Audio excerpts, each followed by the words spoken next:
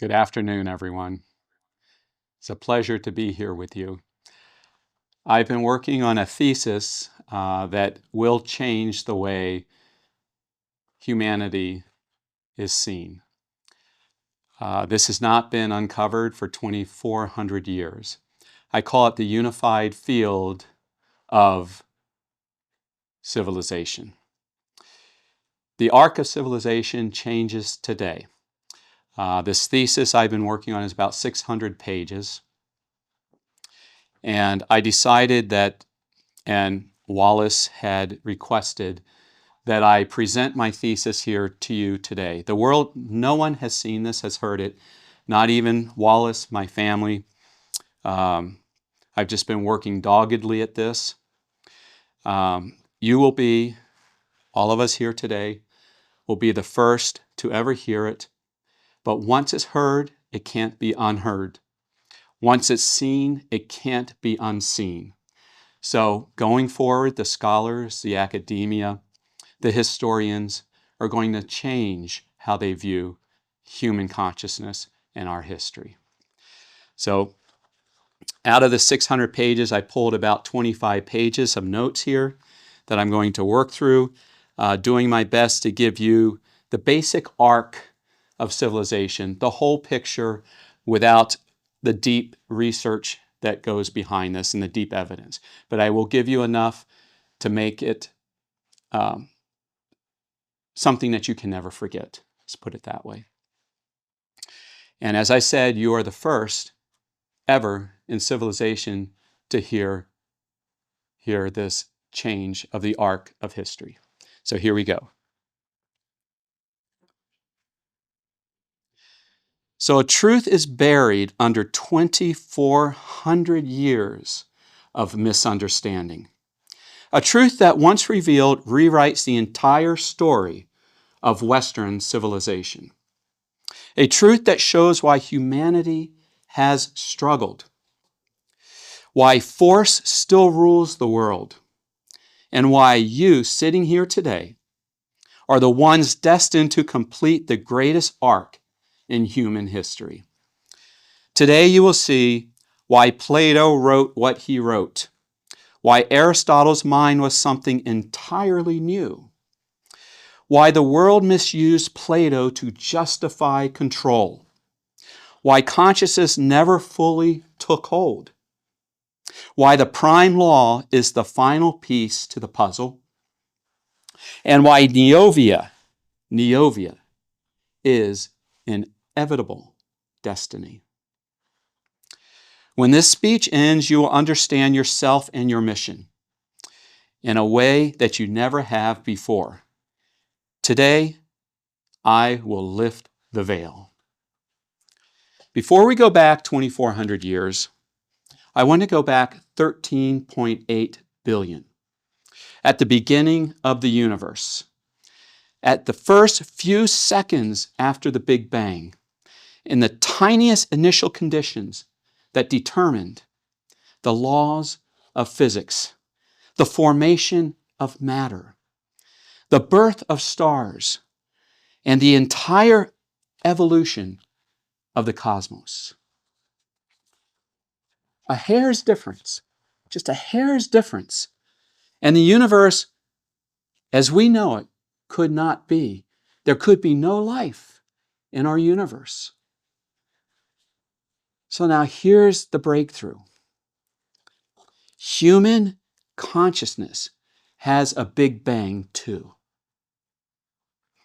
A beginning moment, an origin point, a fragile developmental window in which the first conscious minds emerged from the fading bicameral world. And just like in the early universe, those early psychological conditions determined the trajectory of the entire human story.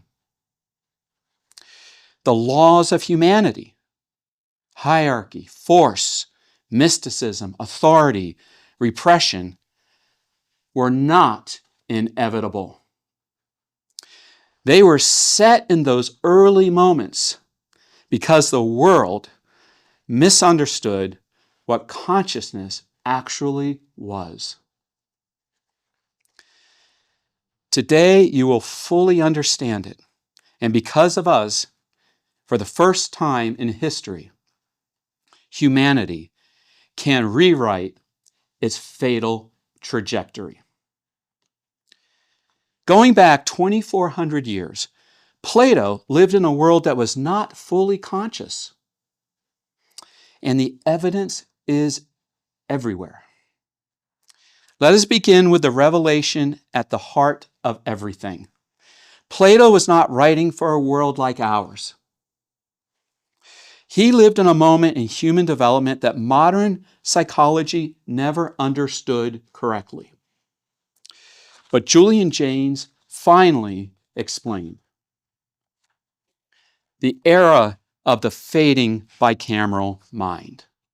And the evidence is unmistakable.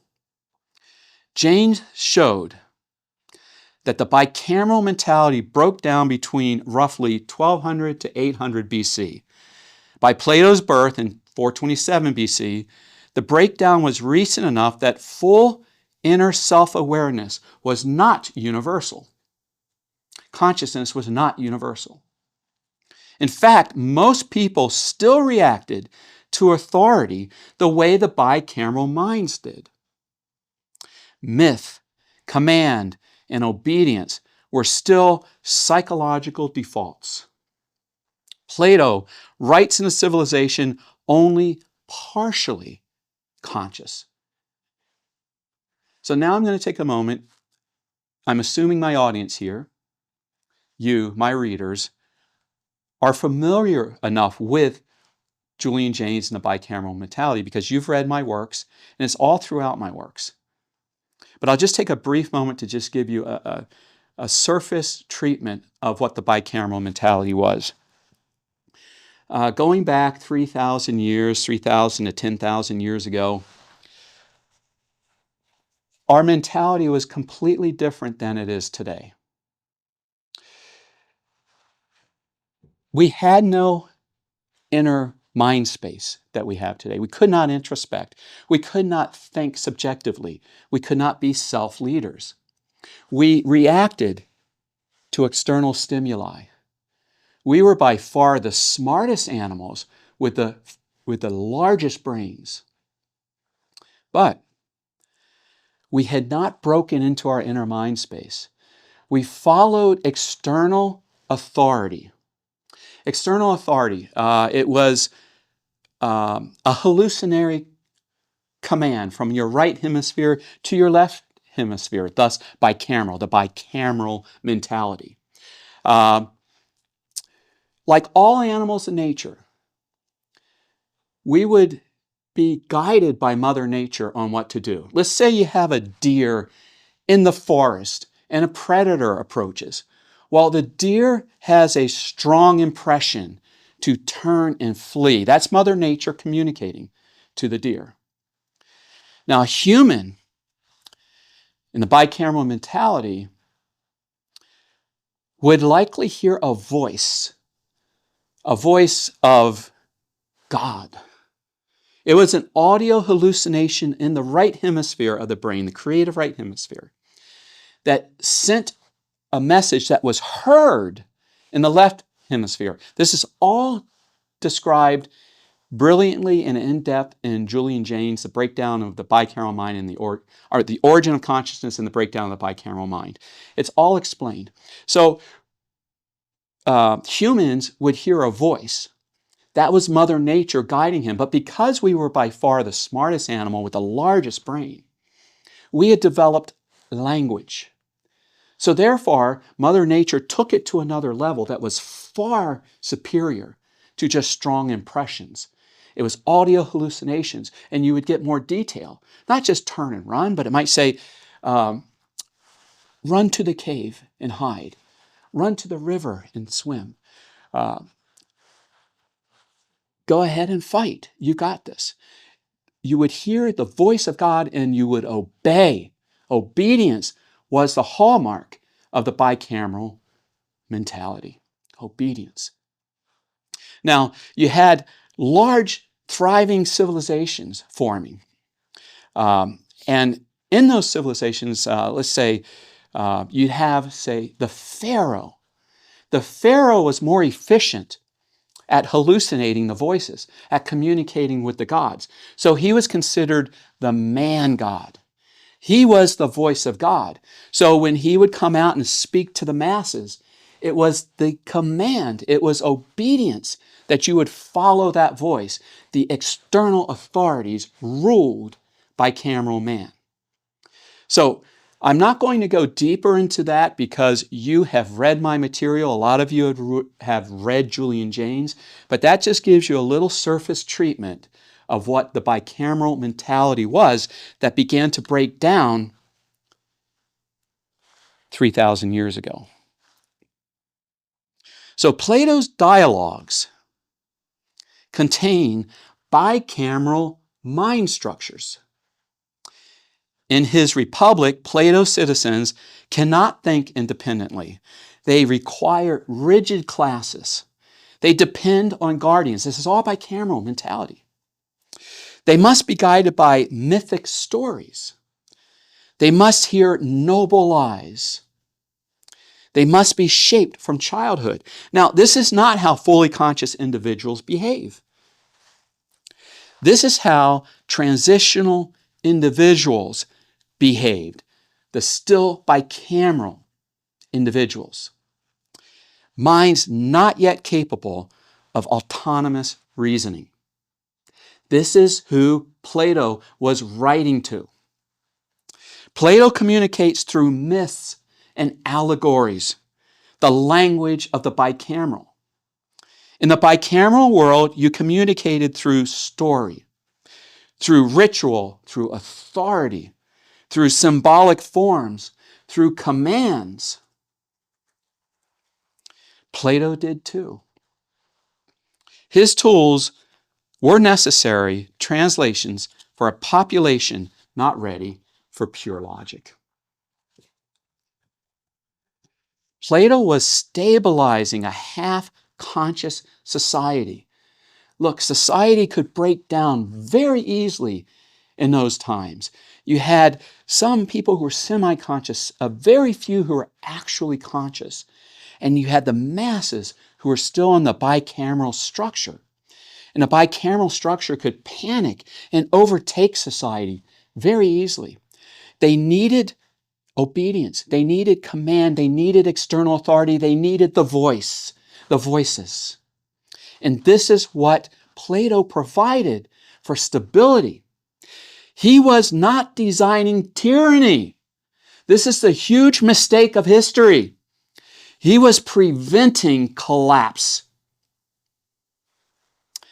Ayn Rand called Plato the most evil man in history. Philosopher Ayn Rand, without access to Jaynes, judged Plato through the lens of a fully conscious world. To her, Plato's hierarchical republic looked like the blueprint for tyranny. And yes, indeed, tyrants misused it that way. But Plato was not designing oppression. He was stabilizing a population not yet capable of autonomous consciousness. Rand's error was chronological. She judged Plato as if he lived in a world of rational, sovereign individuals. He did not. He lived among semi-conscious minds still emerging from bicameral conditioning.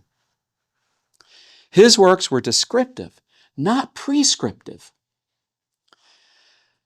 Once this is understood, Plato's role is transformed, not villain, but transitional architect of early consciousness. To understand Plato's role, we must understand who came just before him, his teacher, Socrates. Socrates wasn't simply a philosopher. He was the first fully disruptive conscious mind in a still transitional world. And the reaction to him was inevitable. Socrates forced internal decision-making.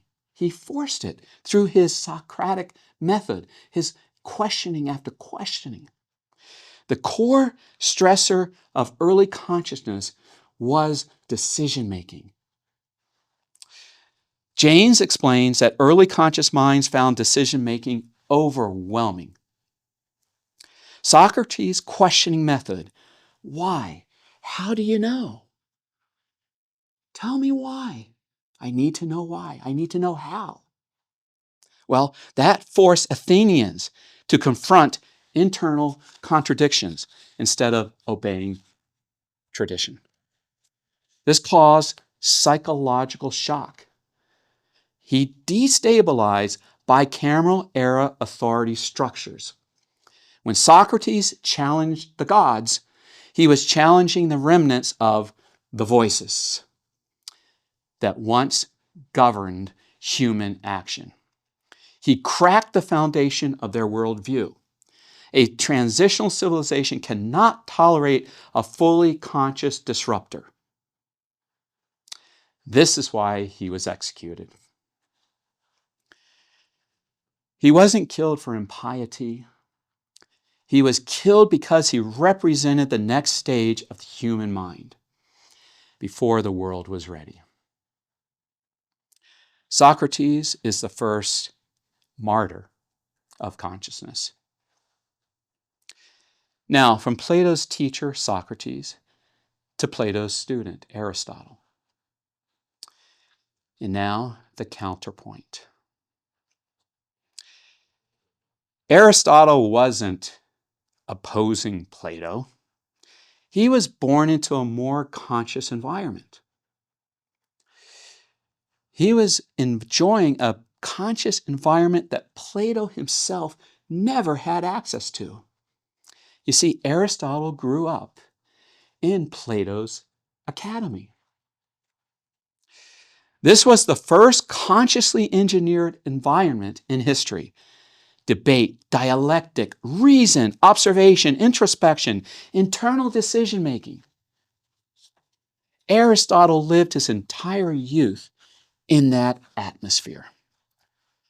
Aristotle never used myths or allegories. Where Plato used myths, Aristotle used logic, categories, empirical observation. This is full consciousness speaking its own language. His writing assumes an audience capable of internal deliberation. Aristotle assumes autonomy, inner reasoning, consistent identity, principled choice. This is not transitional psychology. This is what consciousness looks like when it fully arrives. Plato wrote for transitional minds. Aristotle wrote for conscious minds. There is not a contradiction between the two. This was a succession, an evolving of the mind.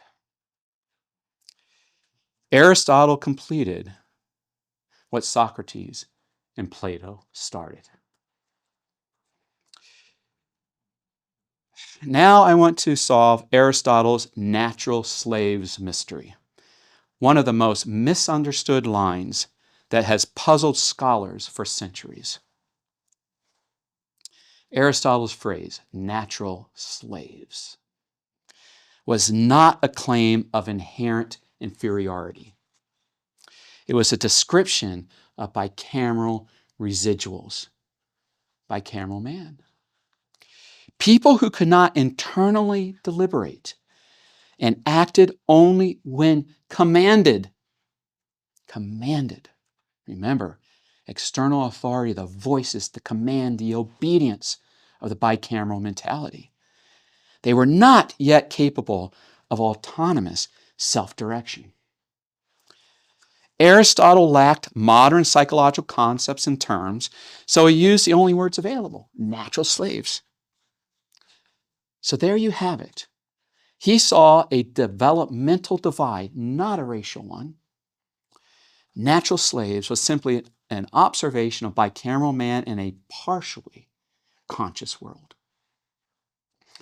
Now let's move on to Aristotle's greatest student, Alexander, who became the first military commander to consciously reason through battle rather than obey inherited bicameral rituals.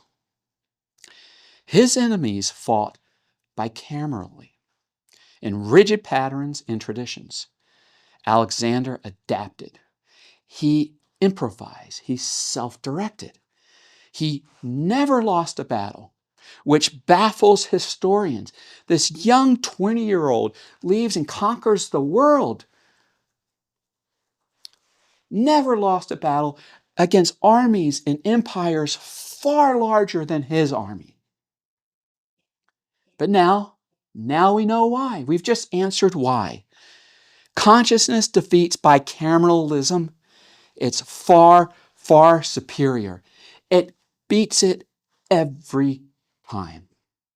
It's the superior use of the human mind, consciousness. So now the arc becomes undeniable. Why did Alexander never lose a single battle? Well, because he was the first world leader trained entirely in conscious reasoning. Aristotle educated him in conscious, integrated fashion. Alexander's mind was trained in logic and strategy, in psychology and adaptation and observation. His enemies fought with bicameral style rigidity. They used strict formations, ritual repetition, predictable responses, command-based behavior. Command. Conscious adaptation destroys bicameral obedience every single time.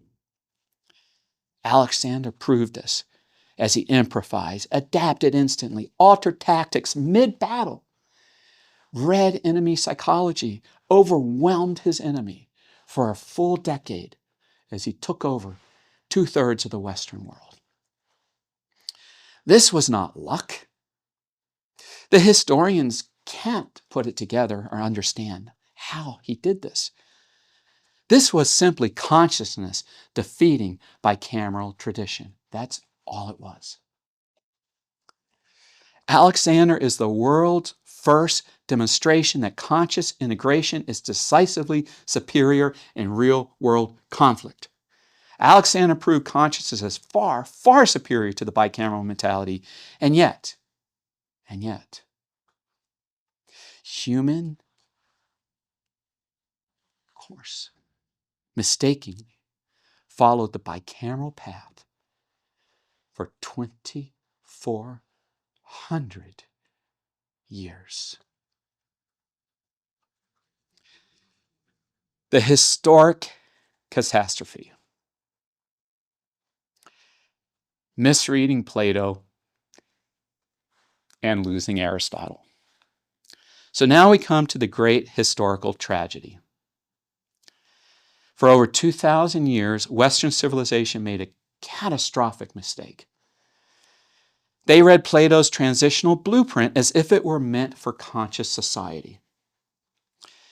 And they used his Republic to justify state control, authority structures, censorship, guardians, philosopher elites, technocracy, totalitarianism.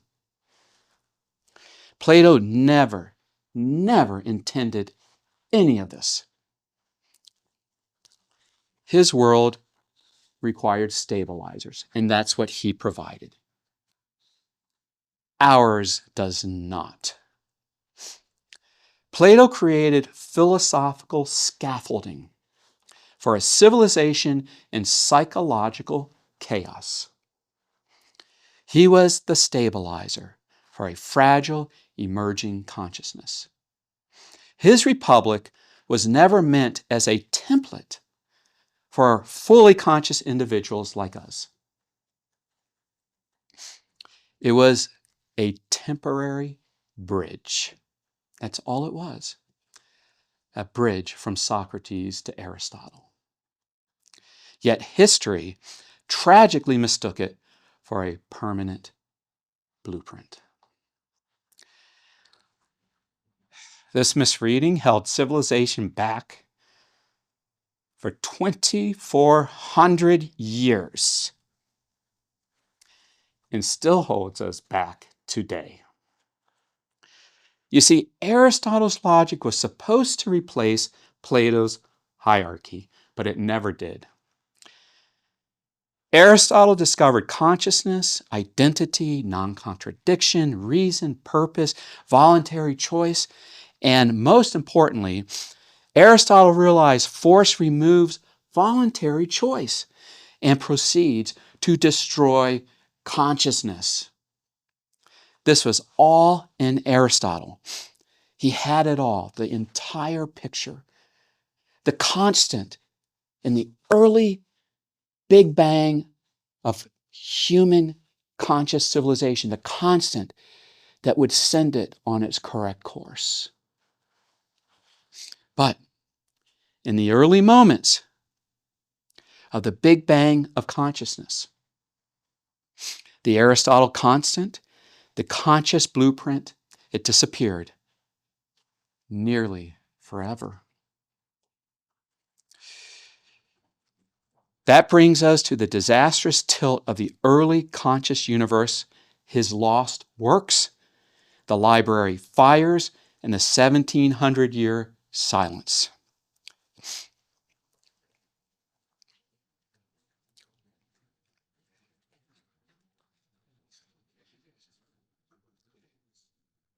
Before I launch into that, I want to just make this comment that just goes around and around in my mind.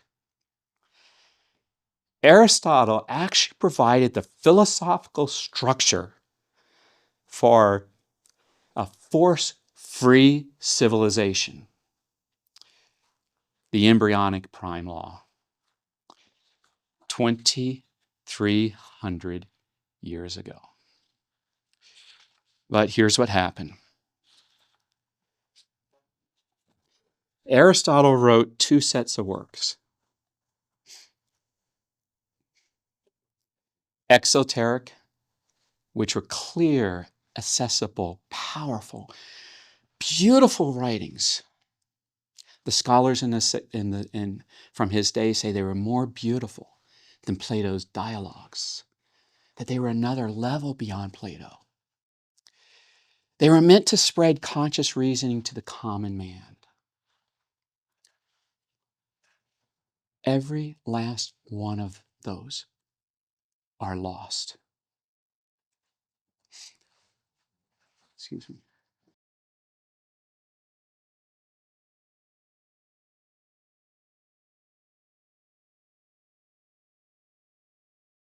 All his exoteric public works were lost.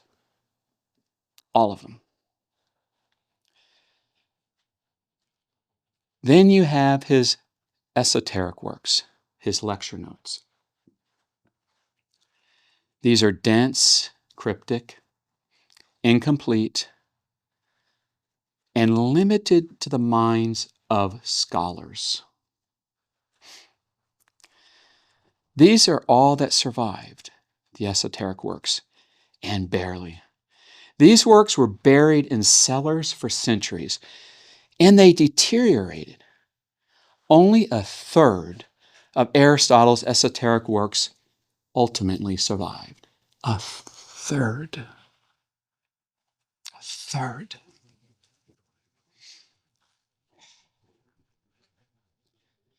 So the world never received the Aristotle it needed when it needed him.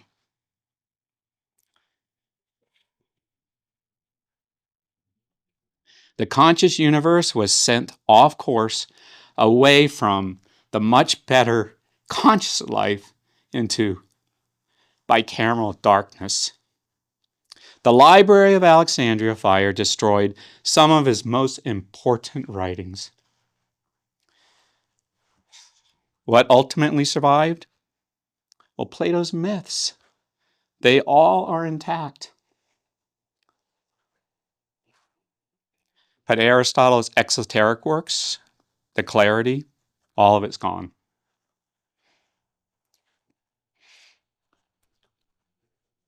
As I said, Aristotle's surviving works remain buried, deteriorating, rotting, eaten by worms for centuries. So imagine that.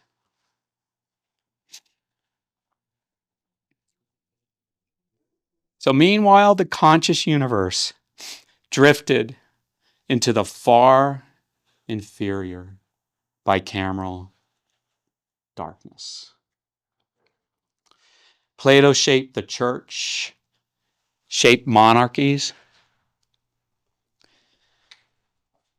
Plato shaped totalitarian elites.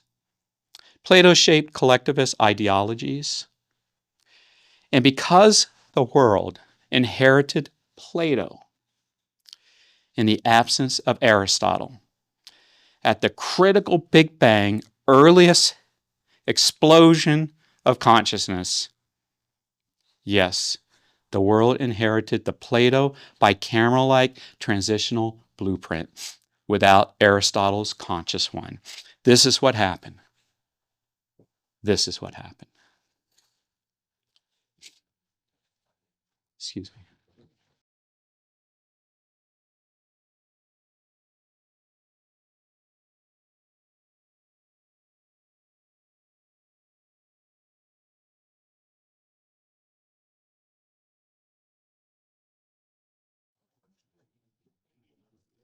This is the fatal imbalance that sent consciousness adrift, tilted civilization to expand into 2,400 years of force-based, bicameral-like structures.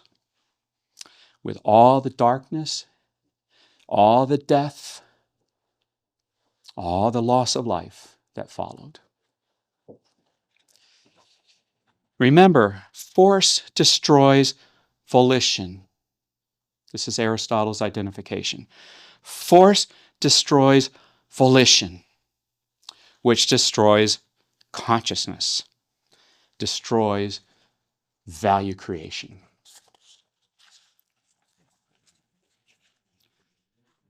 Tragically, in the absence of Aristotle, the world clung to the misread bicameral-based Plato. The Big Bang constant of Aristotle was lost almost forever. And this explains why governments grew, authority expanded, mysticism persisted, tyranny returned, wars raged on, conscious life wiped out, freedom never stabilized, creation was thwarted.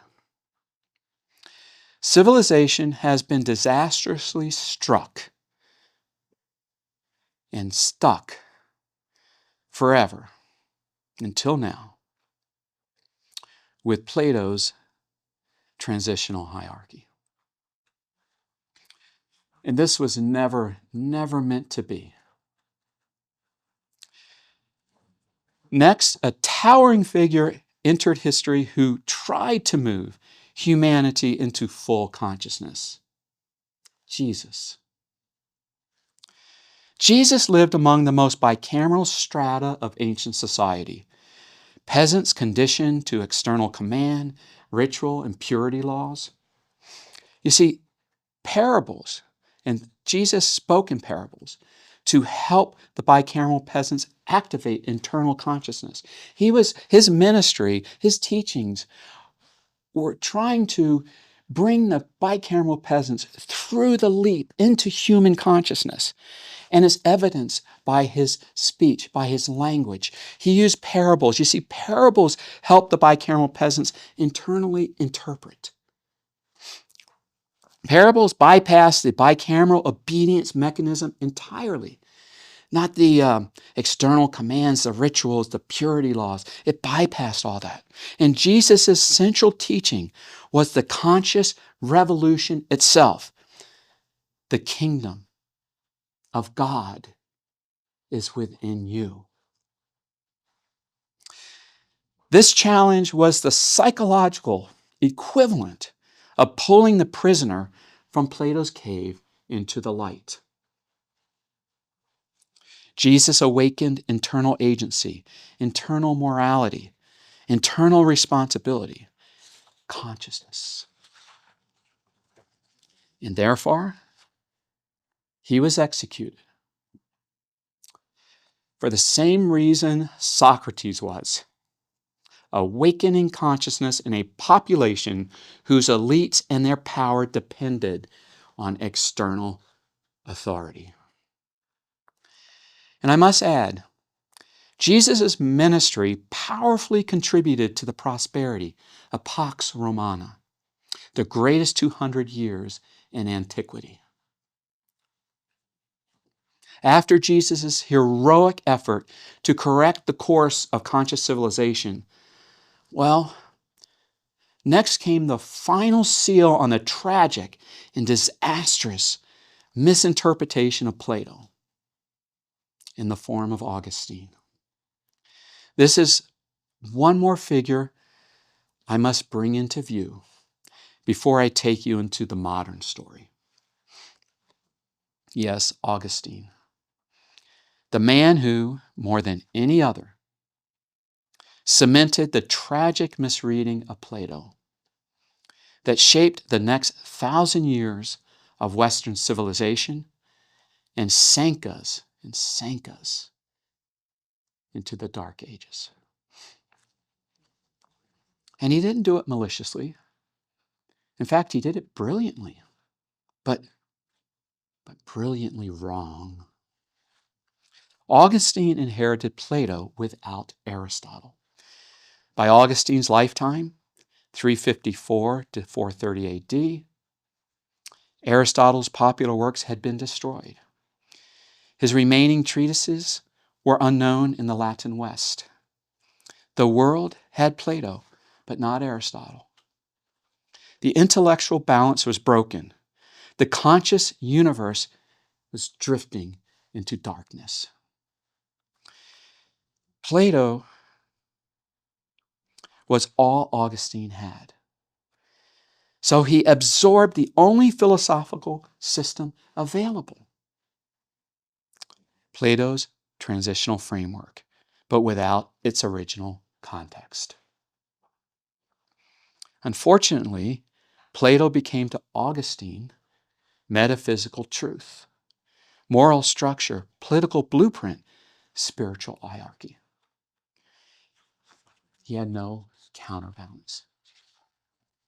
Because Aristotle, the first fully conscious philosopher, was missing. Augustine fused Christianity with misread Plato.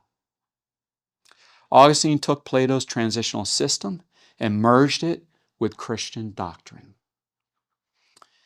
External authority, hierarchy, obedience to higher orders, suspicion of earthly life, inner guilt as a moral compass, salvation outside the individual mind, truth descending from above, individual autonomy seen as dangerous pride. This was Plato's republic, recast in theology in a conscious world. But unlike Plato's temporary scaffolding, Augustine's version became permanent doctrine. Plato's transitional architecture became the philosophical spine of Western religion and government, sending the conscious universe into darkness, drifting astray towards its destruction. Augustine turned a transitional bicameral sufficient system into conscious civilization's operating system. So what Plato intended as a stabilizer for a fragile semi-conscious population, Augustine turned into the church, the medieval hierarchy, the notion of rightful authority, the denigration of worldly life, the suppression of individual freedom, the moral suspicion of conscious autonomy. And because Augustine's synthesis became sacred, it became untouchable. For a millennium, the West lived inside a Plato-Augustine echo chamber, with Aristotle's conscious correction never appearing. This is what locked civilization into force. The idea that society requires guardians, rulers, hierarchies, obedience to authority, submission to the state or the church.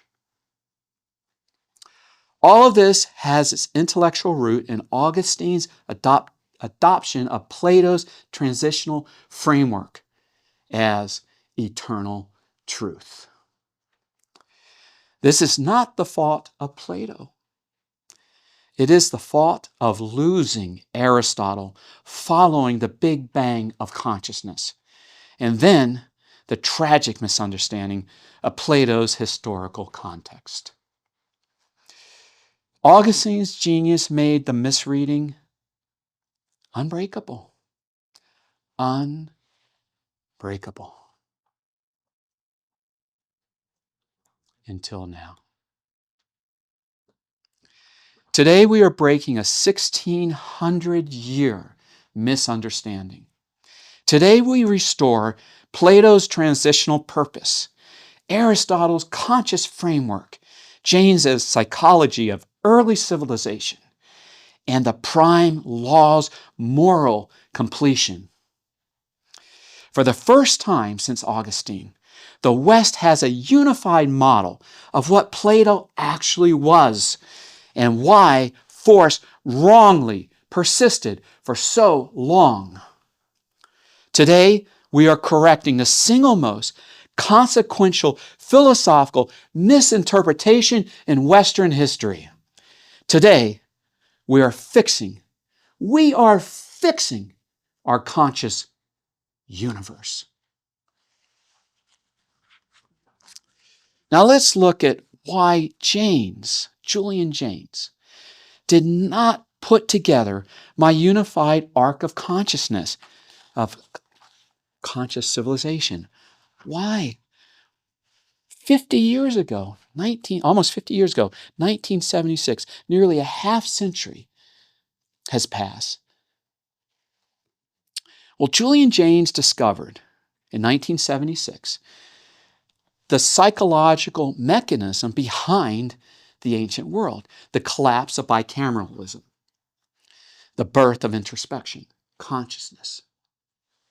Jaynes brilliantly explained how consciousness emerged, but he did not extend that insight to political philosophy, long-term civilizational development, Socrates' conscious silencing, the misuse of Plato's bicameral-suited philosophy, the burial of Aristotle's conscious writings, Alexander's consciousness superiority over bicameral conflict, Jesus' ministry of consciousness, Augustine's bicameral structure disaster, the emergence of bicameral force-based institutions, or the moral necessity of the purely conscious protecting prime law. He mapped the birth of consciousness, but he did not fully trace its implications through history. Jaynes did not understand the deep philosophical lineage, integrate Aristotle's psychology with his own, decode Plato's transitional structure, interpret Socrates' execution as a bicameral shock event, recognize Alexander as the first conscious general, or recognize the need for a new civilization. And why? Why? Because Jaynes was a psychologist. He was a psychologist. He was focused on the inner voice. He studied schizophrenics. He was not focused on the external civilization. Jaynes uncovered the mind's Big Bang, but he did not uncover civilization's Big Bang. that integration falls to me. And this answers why academia has dismissed James and why my integration ends that dismissal forever. For half a century, Julian Jaynes' theory has been the most ridiculed, dismissed, and misunderstood idea in academic psychology. Not because it lacked brilliance, but because it lacked integration. Academia attacked Jaynes because he didn't connect the bicameral breakdown to the history of ideas. He never showed that Socrates, Plato, Aristotle, Alexander fit perfectly, precisely into the psychological shift that he described. He separated psychology from philosophy. My works brings them together. And do realize that my talk today is an abbreviation of a fully integrated arc of history in which I bring in even more evidence and eras and notable figures such as Thomas Aquinas and Copernicus, Galileo, our founding fathers, and so much more. It's a 600-page thesis. Jaynes provided mechanism, but not the historical proof. He mapped the mind, but he didn't deeply map civilization. My integration shows Plato as transitional consciousness, Aristotle as full consciousness, natural slaves as misidentified bicameral remnants, Socrates as the first conscious martyr, Alexander as the superior conscious general, library fires as misfortune, burial manuscripts as loss, tragically losing Aristotle, losing consciousness, opening the disaster of bicameral-like obedience and force for 2,400 years. And more, Jesus as the conscious warrior, Augustine as the conscious freezer, history's greatest tragedy of turning to Plato out of context, force as the destroyer of volition and thus consciousness, 2,400 years of force and suppression, the predictable outcome of Plato. And in my non-abbreviated thesis, I integrate all of religion and all of government into the arc of bicameral suppression versus conscious freedom. This is the historical evidence Jaynes lacked. He never explained why consciousness took the course it did. Yes, Jaynes mapped how consciousness arose, why it stalled, why it derailed. He mapped how consciousness arose, but I mapped how it stalled, how it derailed, why Plato dominated, why Aristotle disappeared, why force persisted, why society became trapped.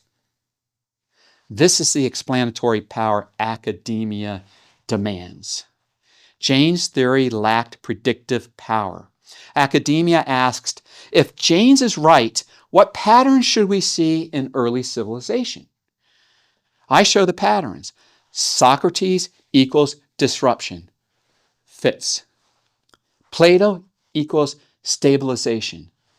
Fits. Aristotle equals consciousness. Fits. Alexander equals conscious triumph. Fits. Plato's misuse equals force. Fits. So much more. I could go on and on. For the first time, Jaynes' theory now has predictive verification. Academia rejected Jaynes because they lacked a unifying framework. He didn't fully connect psychology, philosophy, theology, politics, war, anthropology, economics, ethics, human development. I connect them all. I reveal the unified field of conscious civilization that Jaynes glimpsed but never articulated.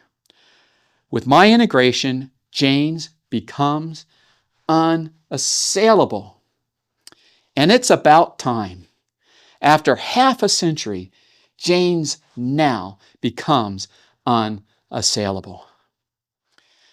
I provide the historical evidence, philosophical continuity, explanatory power, predictive structure, civilizational coherence, and ethical implications. This is what the academia demanded for 50 years. This is what was missing, and this is what I now deliver. My integration gives Jaynes what he lacked, a complete civilizational model. Jaynes gave the world the origin of the conscious mind. I'm giving the world the origin of conscious civilization and the roadmap for its future.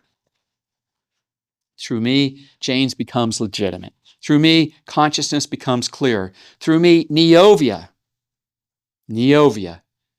our future prime law world, becomes inevitable. Inevitable. I'll mention here that my full treatment of the arc of conscious civilization, my unified field of conscious civilization, will be uploaded on joinneovia.com.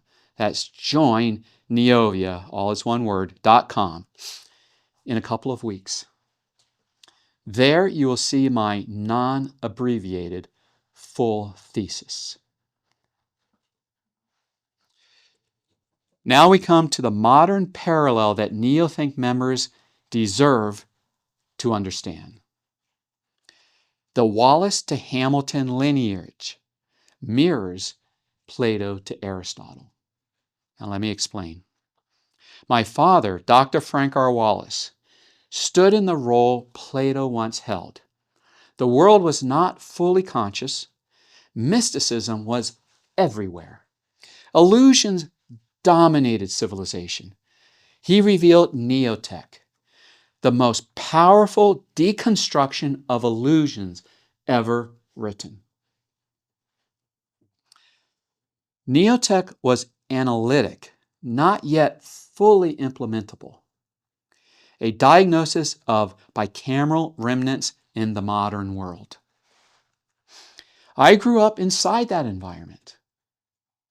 The first environment engineered for full integration, just as Aristotle grew up in Plato's academy.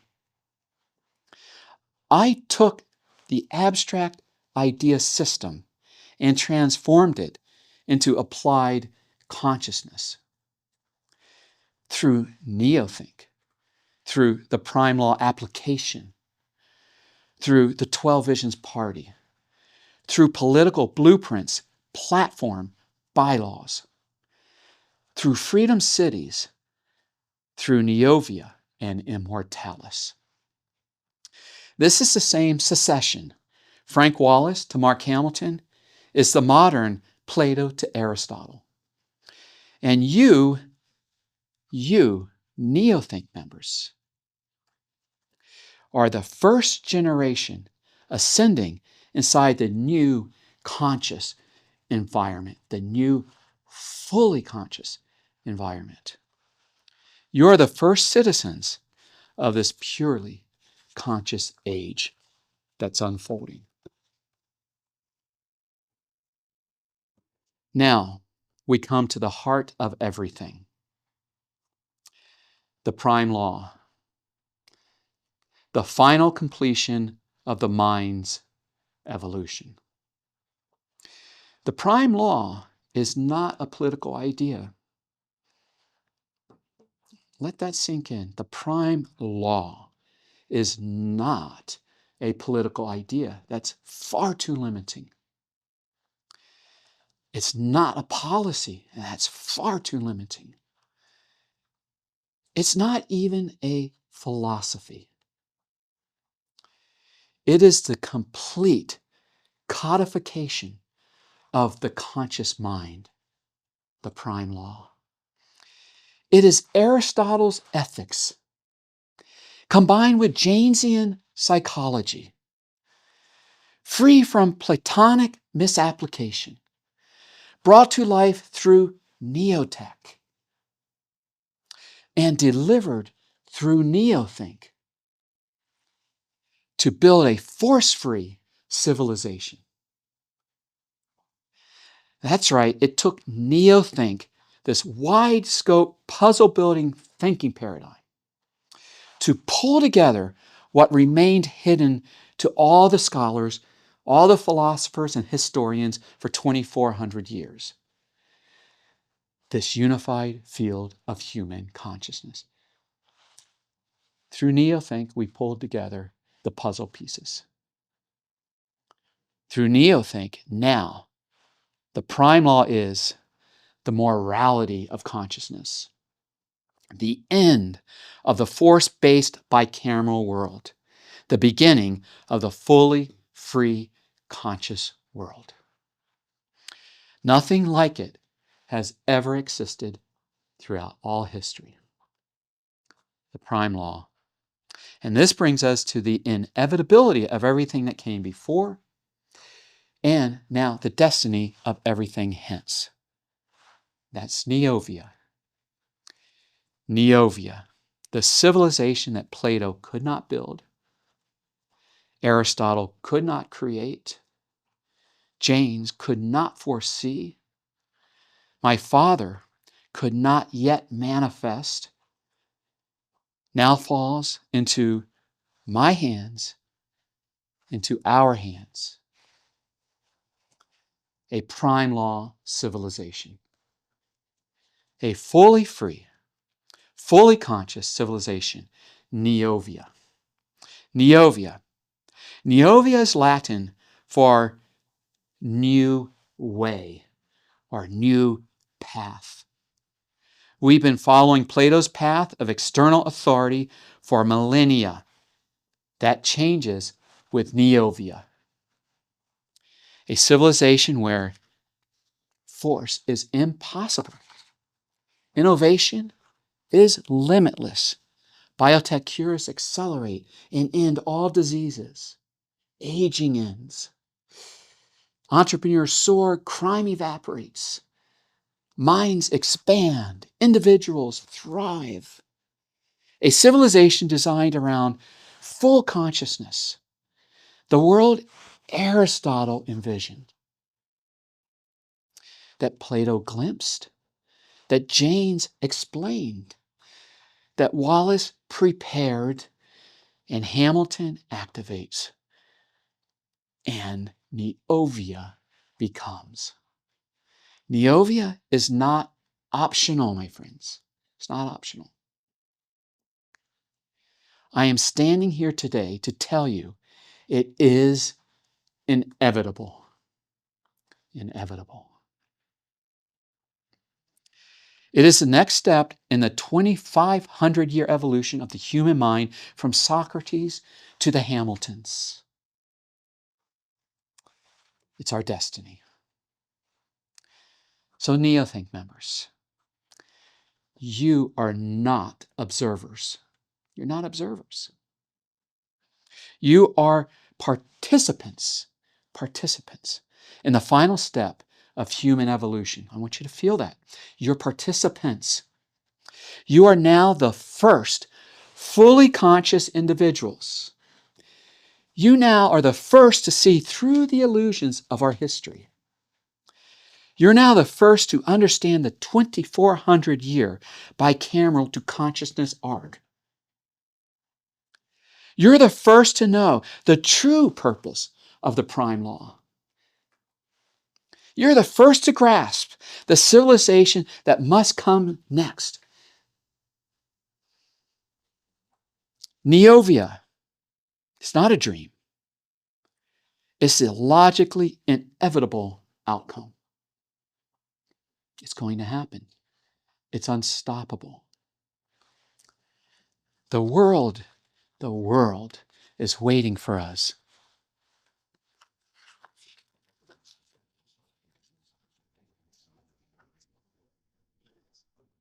You see, you are at this place, at this time, for a reason.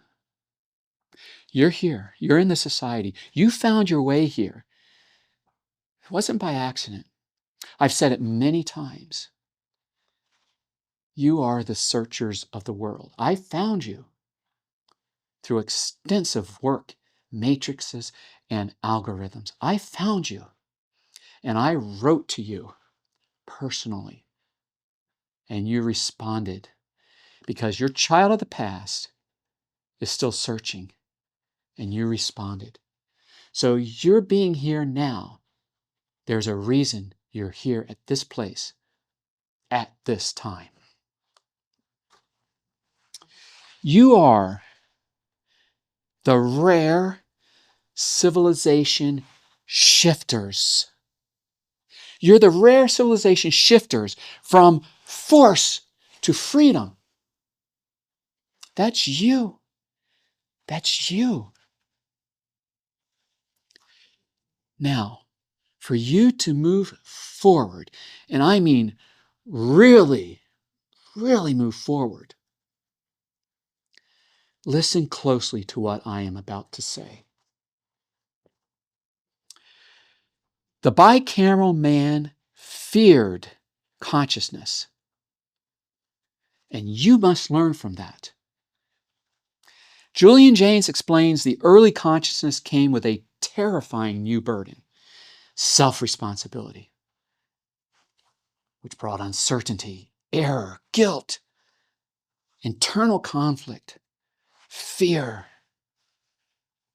The bicameral mind that was always comfortably hearing divine commands, well, now making its own decisions, felt like horror.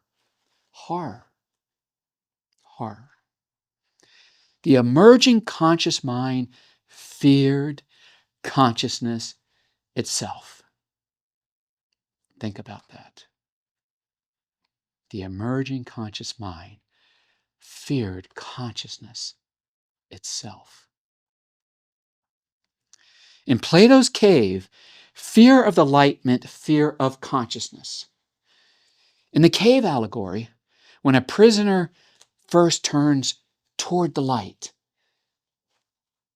he is blinded, he recoils, he resists ascent. He wants to return to the shadows, to the comfort. Plato writes that he would be, quote, distressed and angry. Plato said he would, quote, turn back to the shadows, believing them clearer than the light. A transitional philosophy. No, this is not a metaphor. No. This is psychology. The light is consciousness. The fear of the light is the bicameral fear of self-determination. The masses in the cave, they're not ready for consciousness. They are afraid of it. Now pay close attention. Let's look at today's parallel, the mortal mentality. Today, people are stuck in routines where stagnation grows as they grow older. They live in value production rather than value creation. They live in repetition and routine ruts, jobs that drain them, patterns that shrink their world, boredom as they grow older. Now, as stagnation deepens, so does their quiet acceptance of death. Oh, so quiet. The human mind is not built for stagnation. It cannot bear endless repetition, the stagnant routine rut. It just can't.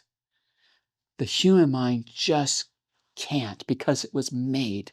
It was made for creation. So it just can't go into eternal stagnation. It just can't. And Plato's path has been an eternal stagnation for the human race.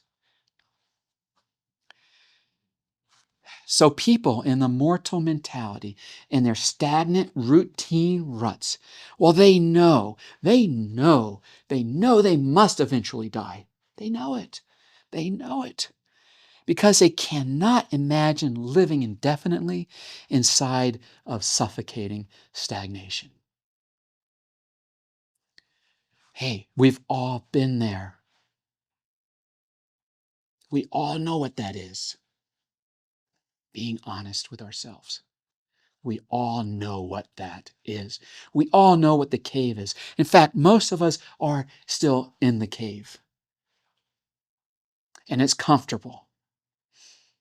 it's comfortable, and the shadows are clearer than the light. Today, people in the mortal mentality, they equate extended life with extended stagnation. This is what I call the mortal mentality. Now, listen closely. This is for you. What I'm about to say, this is for you.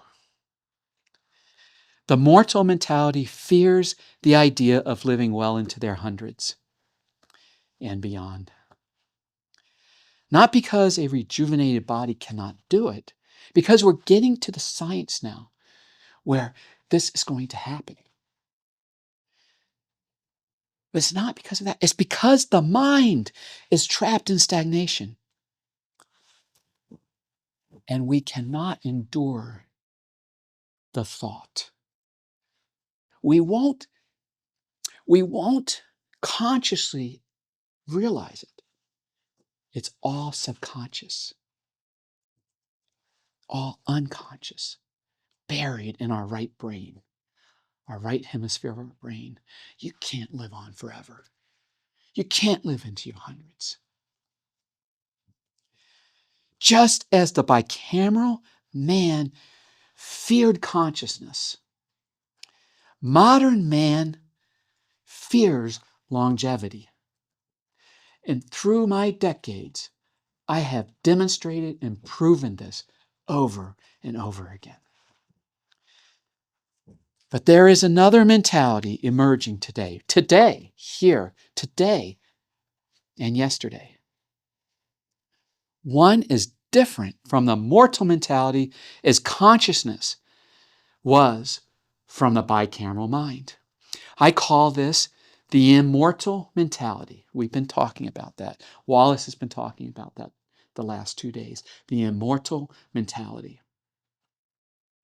The immortal mentality appears when man lives not on routine, but on his essence. Say it with me. Value creation. That's his essence. Value creation. And this is what you're learning here. And this is what my writings are all about. This is what Neotech prepared me to prepare you. Value creation. Our minds were not made to repeat.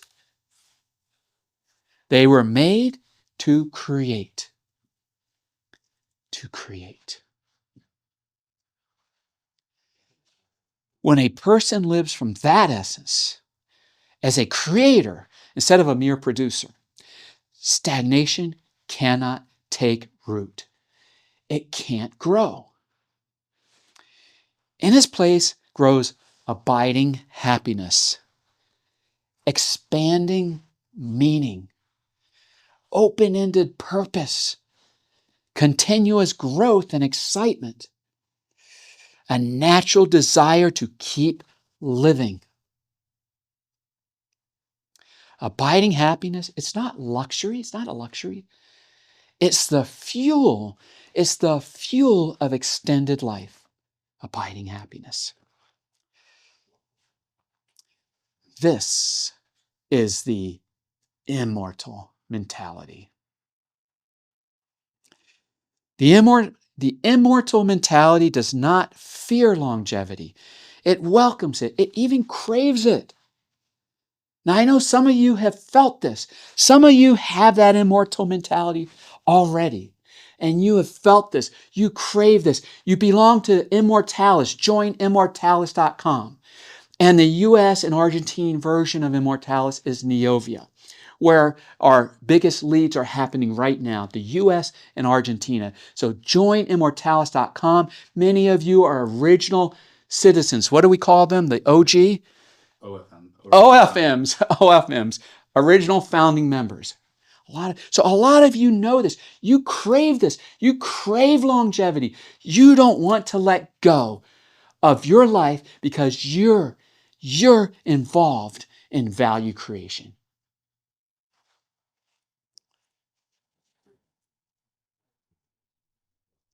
Because value creation is aligned with the mind's true nature. what Aristotle tried to give us over 2,300 years ago. The first great leap in human psychology was from the bicameral mind to consciousness. The second great leap is from the mortal mentality to the immortal mentality. And in both cases, fear guards the gate. Do not forget that. Fear guards the gate in both leaps of humanity. Fear guards the gate. The old mentality clings to its shadows. The new mentality, the new reality, it just seems overwhelming. They won't walk into the light. They resist it. They want the comfort, what's comfortable. Or we won't leave our stagnant ruts because we shrink back to what's comfortable. The familiar prison feels safer than the unfamiliar freedom. Ancient man feared consciousness and retreated into the comfort of the cave. Modern man fears immortality and retreats into the comfort of the routine. But once the leap is made from bicameral to consciousness, just look at the difference. And now, when the mortal mentality leaps to the immortal mentality, well, life becomes just far better. Far, far better. More than we can glimpse. More than we can imagine. The old mind, it just can't fathom the new mind. It's a leap. It's a leap. Too far to see what's on the other side. So now I'm talking to you again directly. I do not want you to fear it. I do not want you to fear the immortal mentality. Look, I'm not saying don't fear immortality. I understand. But get yourself to a point through value creation, through what you're learning here over the past 2 days. Get yourself to the point to where you are feeling so exhilarated. The stagnation is just sloughing off. And you're just so exhilarated that if someone said, okay, your time's up, it's time to die, you go, ho, no, hold on here. Hell no. I'm not ready. Fine, I'll give you another 5 years. 5 years from now, and you remember what Wallace was saying earlier? How when you go into this exhilaration and how it expands and how you carry this light around you like Jesus did and how those around you are drawn toward your gravitational pull and you see your loved ones rising with you. Well, hell, 5 years from now when the Reaper comes, you're going to go, hold on there now. I'm not ready. No, I'm not ready. And then you're going to go another 5 and another. And then the farther you go, the further you go forward, the more you will crave life. I guarantee that. I guarantee it. But I understand not everyone is there yet. To really grasp the unforgiving tragedy of the death of human life. And as I said yesterday on my video, that is the greatest negative that I'm out to remove is the death of human life.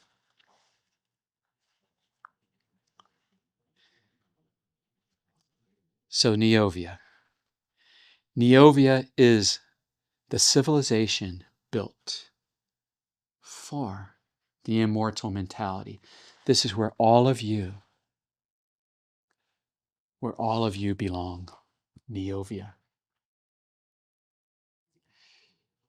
It's built for the immortal mentality, for the value creator, for men and women who have stepped out of stagnation into their creative essence and are finally ready to live. Today, you will be given what you need to ascend into the immortal mentality and its level 3. Wallace mentioned to you yesterday, where life becomes so damn good, you will want more and more of it.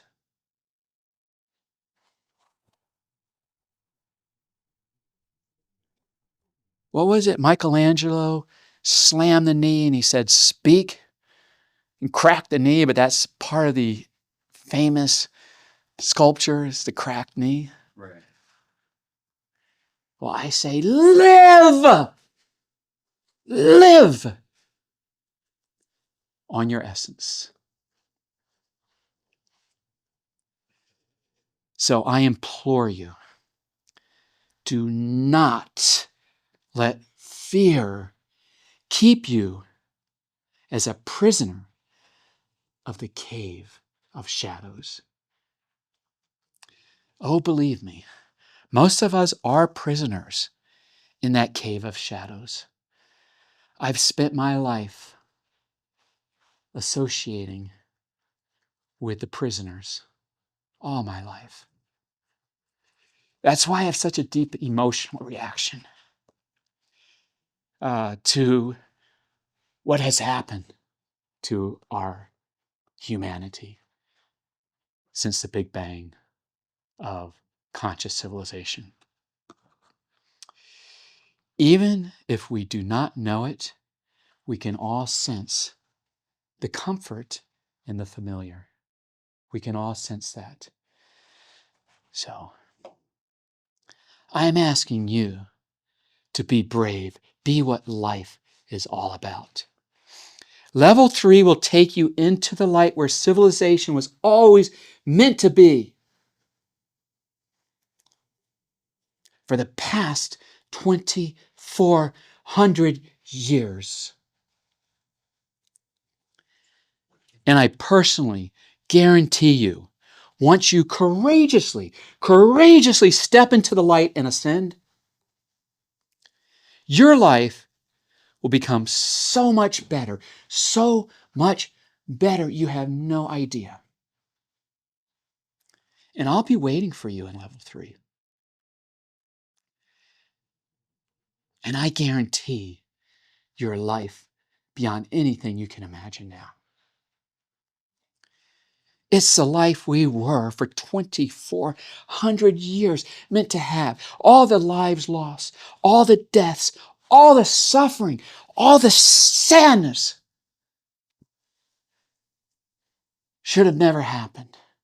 And we are going to change it. I want you to join me as soldiers in level 3 because we can remove the 2,400 years of force and we can make this an incredible world for ourselves first, then our families next. We can save those who are suffering. We can save the world. And I don't mean that in such a,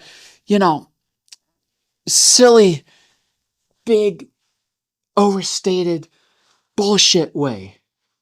I mean that in line with reality. We are the ones who can do this. If you have family members who are suffering or struggling, you can save them. And we are to come together as soldiers in level 3. I want you to be strong. I want you to be fearless. I want you to be fearless for you. I want you to be fearless for me. I want you to join me in level 3 so we can do this together. I want to fix conscious civilization that has gone astray for 2,400 years, and we can do this together. We will fix ourselves, and then we will fix the world. And with that, I want to thank you. I'll be waiting for you in level 3. Join me. And I want to thank you. Thank you. You are the first to have ever heard the unified field of conscious civilization. Look for it in a couple weeks on joinneovia.com. The full thesis, that's when the world will find out about it. That's when the academia will finally accept Julian Jaynes. And that's when the course of history, the tilt of the conscious universe, is redirected back to the prime law consciousness, where everyone lives life that was meant to be lived. Thank you. Good night.